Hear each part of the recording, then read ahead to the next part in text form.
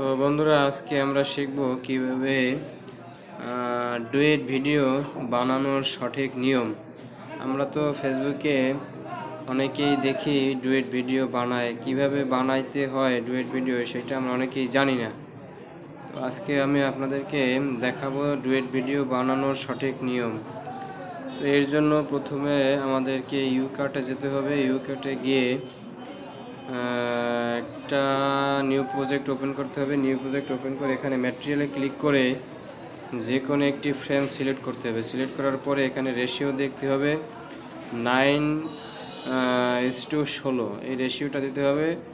এইটা দেওয়ার পরে আপনি যে ভিডিওর উপরে কাজ করবেন সেই ভিডিওটা আপনি প্রথমে আনবেন।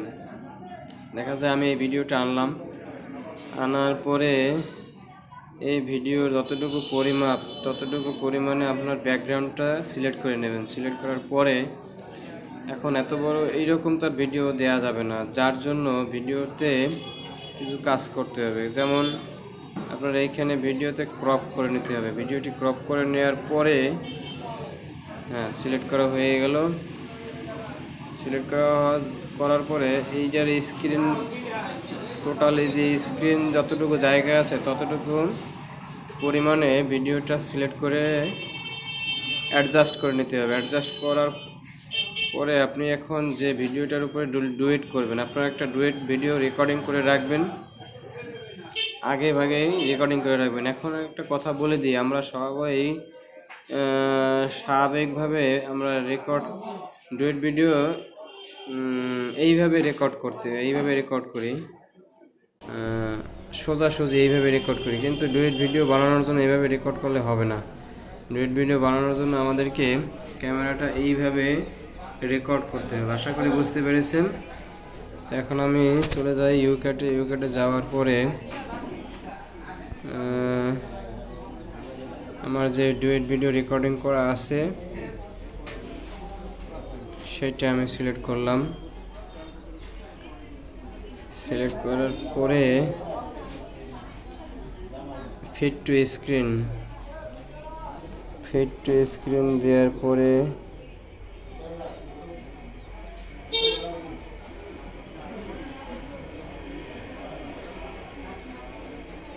মোটামুটি হয়ে গেছে।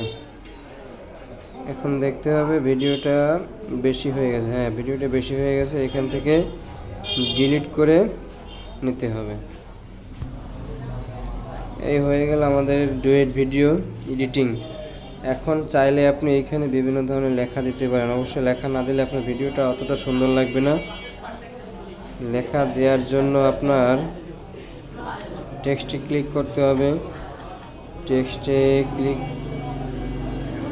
করার পরে আপনি এইখানে ছবি যেখানে আপনার ভালো হয় লেখাটা দিলে পরে পারফেক্ট হয়, সেই জায়গায় সিলেক্ট করে নেবেন।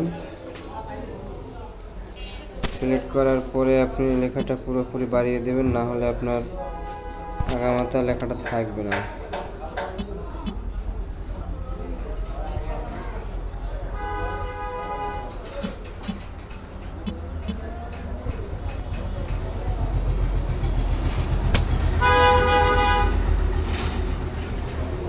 মোটামুটি এডিটিংয়ের কাজ সম্পূর্ণ। আপনারা এইভাবে এডিটিংটা করতে পারেন।